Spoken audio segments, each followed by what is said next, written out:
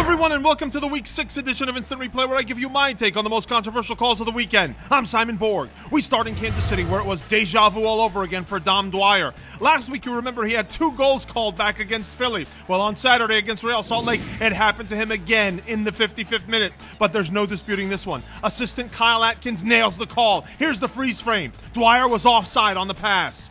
The Kansas City forward was also involved in an incident in the box in the 79th minute, which I thought should have earned him a penalty. Does he go down too easy? Yeah, maybe. But I also thought Olmes Garcia runs into him from behind. Referee Jorge Gonzalez doesn't agree.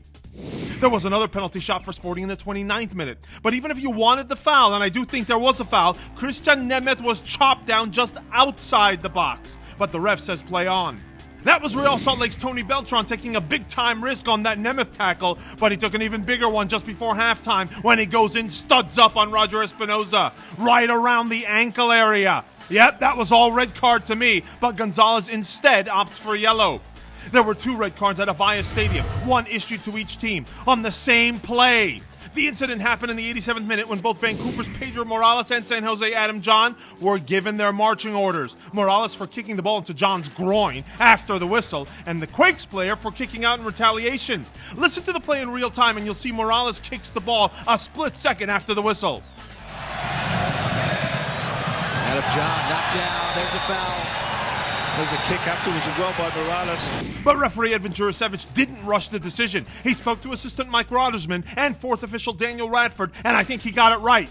It wasn't just red cards in San Jose. Jurasevich had to issue 6 yellow cards in this match, 5 of them to Vancouver players. Some wanted more than a yellow on this Darren Maddox stray arm, and another by Kendall Waston in stoppage time. Of the 2, I think you can make a case for a harsher punishment for Maddox, who flicks his elbow into Fatai Alajer's head at the very last second, without any apparent need for it.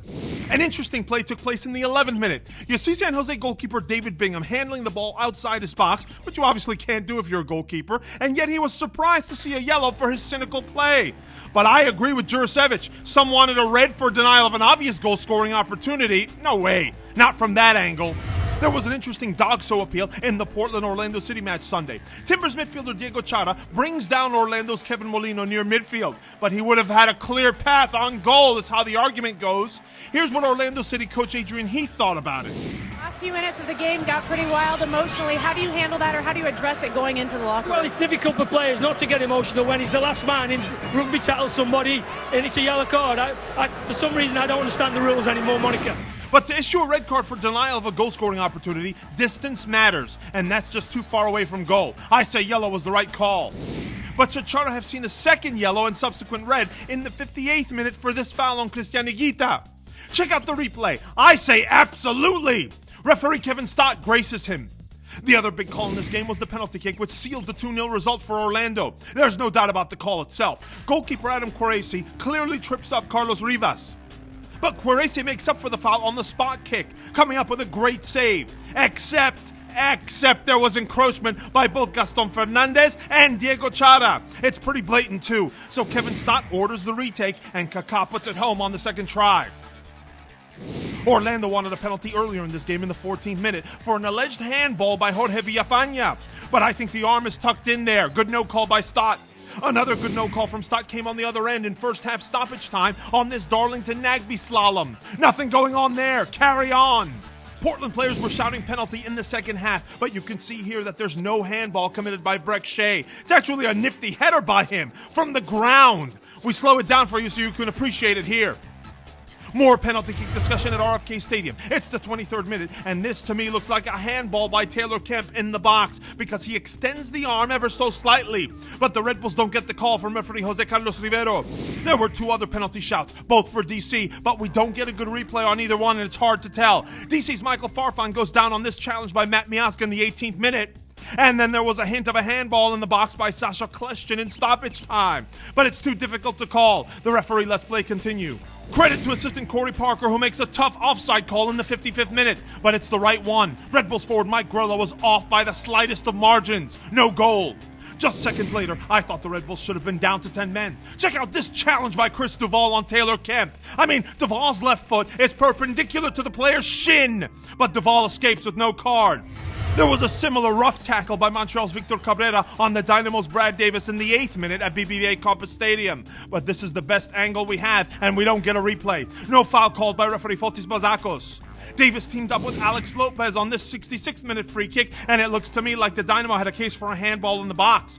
The original angle is the best one, and it looks to me like Donny Toya extends his right arm just enough to deflect the ball. That's a penalty to me, but the referee awards a corner kick.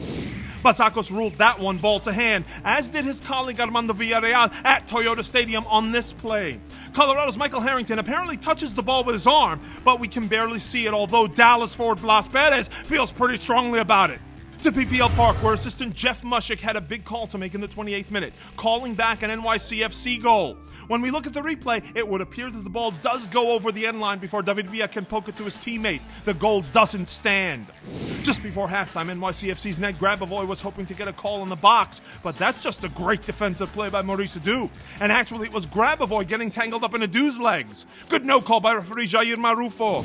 Just after the break, it was Grabavoy's teammate Jebrovsky going down in the box, but that looks like a clean, albeit risky, tackle by Eric Ayuk. He wins the ball. More suspicious to me is what happened in the 85th minute. You see here Ray Gaddis has his hands all over David Villa, and he's also poking at the ball down below until he trips up Villa. Marufo says play on, and we don't get a replay. A minute later, there was a similar play on the opposite end of the field. This time it's Jebrovsky with both arms on Andrew Wenger, and I believe he tugs him down. But Marufo doesn't blow his whistle. No worries, because it was Vincent Nogueira who would come through for the Union with a stoppage time winner. Now, some wanted a foul called on Connor Casey for charging goalkeeper Josh Saunders. No way. I think that's more like Saunders running into Casey. Look, it's a 50-50 ball in the air, and Saunders simply gets there first. An honest collision, in my opinion, and the goal is good. And we end at StubHub Center, where I think both sides had solid claims for penalties. First, in the 38th minute, it looks to me like Joshy Zardes beats Brad Evans to the ball, and Evans makes contact with his leg and trips him. Referee Mark Geiger doesn't agree. On the other end of the field, there were several Seattle players raising their hands when LA's Dan Gargan misses this header and makes contact with the ball using his arm. Even without a replay, I did not think that was an incidental ball to hand. Looked like a PK to me.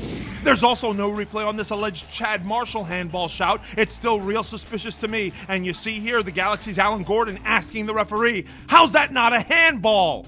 Now, those were all the potential penalty incidents, but there was a play arguably worthy of a red card in the second half.